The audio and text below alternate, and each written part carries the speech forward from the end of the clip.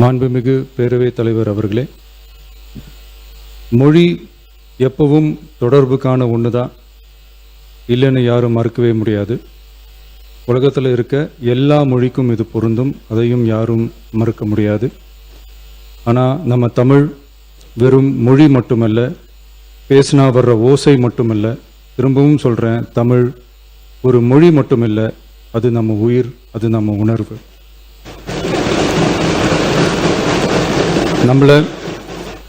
நம்மளை பெற்ற தாயை அம்மானு சொல்கிறப்பெல்லாம் பாசமும் சொந்தமும் நம்மளை அறியாமலே உயிரா உறவா உணர்வா தானா உள்ளுக்குள்ளே தோணும்ல. அதே மாதிரி ஏன் இன்னும் ஒரு படி மேலே போயே சொல்லலாம், தமிழ்னு சொன்னாலே எப்படி இருக்கும், என்ன ஆகும்னு சொல்லவா வேணும். தாய் எப்படி ஒரு மிகப்பெரிய புனிதமோ அப்படிதாங்க தாய்மொழியும். அதுலேயும் நம்ம தாய்மொழி தமிழ்மொழி இப்படி சொல்கிறதே போதும், எல்லாருக்கும் நம்ம தாய்மொழி உணர்வை பற்றி புரியும்னு நினைக்கிறோம். நம்ம தாயே நமக்கு மிகப்பெரிய புனிதம்னா நம்ம எல்லாருக்குமான தமிழ் தாய் பற்றி சொல்லவா வேணும். தாயை போற்றுகிற வாழ்த்துகிற தமிழ்நாட்டு மண் தமிழ்தாய் வாழ்த்து எப்படி விட்டுரும்? விடவும் மாட்டோம். மாண்புமிகு பேரவைத் தலைவர் அவர்களே, நம்ம தமிழ்தாய் வாழ்த்த 1891 எழுதின மனோன்மணியம் சுந்தரனார் நம்ம தமிழ் மொழியவே தமிழ் தாய்னு சொல்லி உயர்வா பாடினார். இந்திய துணைக்கண்டத்தை இந்திய ஒன்றியத்தை அழகிய முகமா சொன்ன மனோன்மணியம் சுந்தரனார் அந்த முகத்தோட நெத்தியில வைக்கிற பொட்டு தான் திலகம் தான் தமிழ் நாடுன்னு சொன்னார். இந்தியாவோட நெற்றியில இருக்கிற பொட்டு மாதிரி ஒரு வெற்றி பொட்டு தான் நம்ம தமிழ்நாடு. அந்த பொட்டோட நறுமணம் உலகம் பூரா பரவுற மாதிரி தமிழோட புகழும் உலகம் பூரா பரவணும்னு சொன்னார். உண்மைதானே அது? இன்னைக்கு தமிழ் பேசுகிற மக்கள் இல்லாத நாடுகளே ரொம்ப குறைவு தானே. தமிழும் தமிழனும் இல்லாத நாடு எது? திரும்பவும் சொல்லலாம், தமிழ் ஒரு மொழி மட்டுமல்ல, அது ஒரு பண்பாடு, அது ஒரு நாகரிகம், அது ஒரு சிந்தனை, அது ஒரு அன்பு. தமிழ்னா விருந்தோம்பல், சுருக்கமாக சொன்னா தமிழ்னா கெத்து, தமிழ்னா பவர்.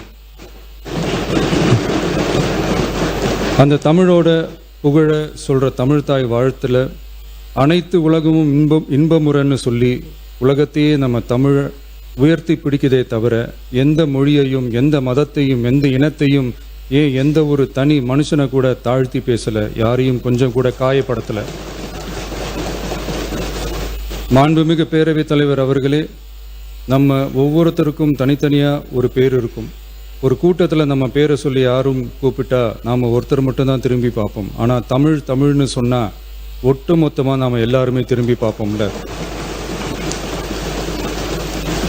அப்படி நம்ம எல்லாருக்கும் இருக்கிற பொது பேர் தானே அது. நமக்கு தமிழ்னு அடையாளத்தை கொடுத்ததே தமிழ் தானே. ஒரு பேரே, ஒரு சொல்லே, ஒரு மிகப்பெரிய வரலாறுனா அது நம்ம தமிழ் தான்.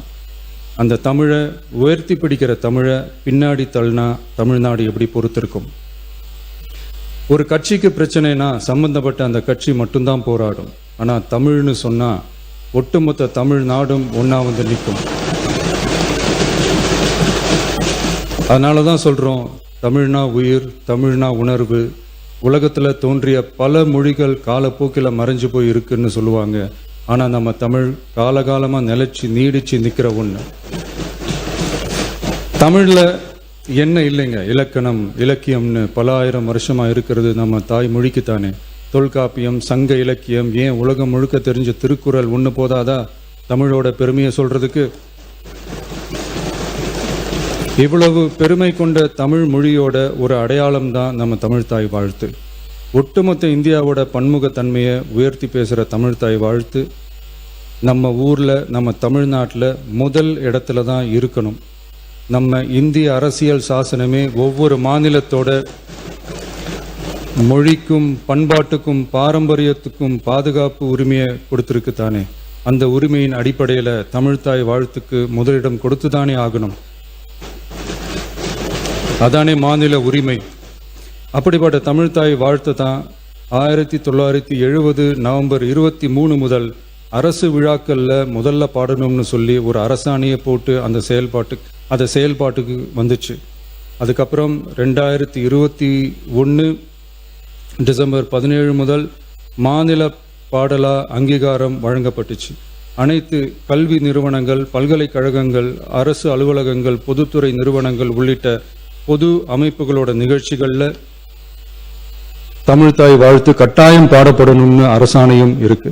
2026 ஜனவரி மாதம் 28ஆம் தேதி ஒன்றிய அரசோட கடிதத்தில் அரசு விழாக்கள்ல பின்பற்ற வேண்டிய சில நடைமுறைகள் வெளியிடப்பட்டது. அந்த ஆணையில மாநில பாடல் பத்தி எந்த வழிமுறையும் இல்லாம இருந்துச்சு. நம் அரசு பொறுப்பேற்றதும் கடந்த மே மாதம் 27ஆம் தேதி மாண்புமிகு பிரதமர் அவர்களுக்கு மாநில பாடல்களுக்கு உரிய அங்கீகாரம் வேண்டும்னும், ஒன்றிய அரசு வெளியிட்ட ஆணைக்கு திருத்தம் வெளியிடணும்னும், மாநில விழாக்கள்ல தமிழ்தாய் வாழ்த்த முதல்ல பாடுறதுக்கான உரிய வழிமுறைகளை வகுக்க வேண்டும்னு சொல்லி கடிதம் எழுதியிருந்தோம். அதை தொடர்ந்து போன ஜூலை மாதம் 9ஆம் தேதி கடிதத்தில் மாநில பாடல் பாடப்படுவது பற்றி இருந்துச்சு. ஆனால் நம்ம தமிழ்நாட்டில் 1970களில் இருந்து தமிழ்தாய் வாழ்த்து எல்லா அரசு நிகழ்ச்சிகள்லையும் கல்வி நிறுவனங்கள்லையும் தமிழ்தாய் வாழ்த்து முதல்ல பாடுறது ஒரு மரபாவே இருக்கு. அதுக்கான அரசாணையும் இருக்கு. மாண்புமிகு பேரவைத் தலைவர் அவர்களே, தமிழ் நமது உயிர் மூச்சு, தமிழ் மொழி நமது அடையாளம், தமிழ் பண்பாடு நமது பெருமை. அதனால தமிழ்தாய் வாழ்த்தின் மரியாதையை பாதுகாப்பதில் தமிழக வெற்றிக் கழக அரசு ஒருபோதும் சமரசம் செய்யவே செய்யாது.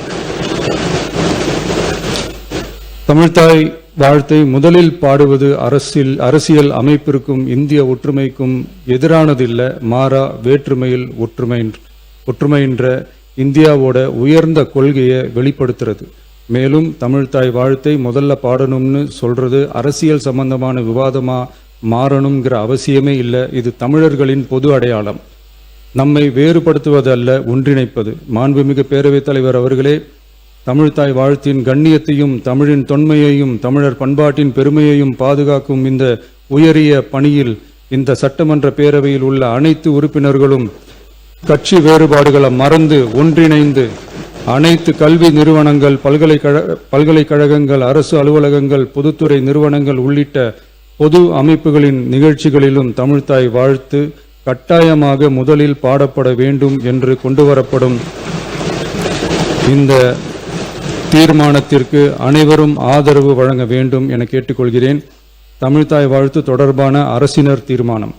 தமிழ் உலகின் தொன்மை வாய்ந்த செம்மொழியாகவும் தமிழர் நாகரிகம் உலகின் மிக பழமையான பண்பாட்டு மரபுகளில் ஒன்றாகவும் திகழ்வதை பேரவை பெருமையுடன் பதிவு செய்கிறது.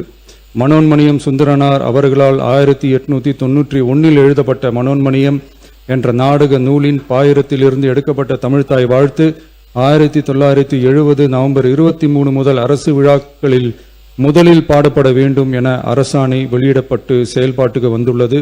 2021 டிசம்பர் 17 முதல் மாநில பாடலாக அதிகாரப்பூர்வ அங்கீகாரம் வழங்கப்பட்டு தமிழ்நாட்டில் அமைந்திருக்கும் அனைத்து கல்வி நிறுவனங்கள், பல்கலைக்கழகங்கள், அரசு அலுவலகங்கள், பொதுத்துறை நிறுவனங்கள் உள்ளிட்ட பொது அமைப்புகளின் நிகழ்ச்சிகளிலும் நிகழ்வு தொடங்குவதற்கு முன் தமிழ்தாய் வாழ்த்து கட்டாயம் பாடப்படும் என்று ஆணையிடப்பட்டுள்ளது.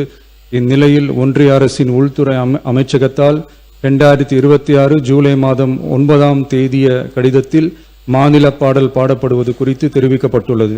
தமிழ்நாட்டில் 1970களில் இருந்து அனைத்து அரசு நிகழ்ச்சிகளிலும் கல்வி நிறுவனங்களிலும் தமிழ்தாய் வாழ்த்து பாடல் முதலில் பாடப்படுவது மரபுத்தன்மையாகவும் அரசாணைகளின் வாயிலாகவும் பின்பற்றப்பட்டு வருகிறது. ஆகவே தமிழ்தாய் வாழ்த்து தமிழ் மொழிக்கும் தமிழர் பண்பாட்டிற்கும் செலுத்தப்படும் மரியாதையின் வெளிப்பாடாகும் என்பதை இப்பேரவை வலியுறுத்துகிறது. இந்திய அரசியலமைப்பு வழங்கியுள்ள மொழி மற்றும் பண்பாட்டு உரிமைகளின் அடிப்படையில் தமிழ்நாட்டின் பண்பாட்டு அடையாளத்தை நிலைநிறுத்தும் வகையில் தமிழ்நாட்டில் அமைந்திருக்கும் அனைத்து கல்வி நிறுவனங்கள், பல்கலைக்கழகங்கள், அரசு அலுவலகங்கள், பொதுத்துறை நிறுவனங்கள் உள்ளிட்ட பொது அமைப்புகளின் நிகழ்ச்சிகளிலும் நிகழ்வு தொடங்குவதற்கு முன் தமிழ்தாய் வாழ்த்து கட்டாயம் முதலில் பாடப்பட வேண்டும் என தமிழ்நாடு சட்டமன்ற பேரவை ஏகமனதாக தீர்மானிக்கிறது என்ற தீர்மானத்தை நான் முன்மொழிகிறேன். அனைத்து கட்சிகளை சார்ந்த உறுப்பினர்களும் இந்த தீர்மானத்தை ஒருமனதாக நிறைவேற்றி தர வேண்டுகிறேன். நன்றி, வணக்கம்.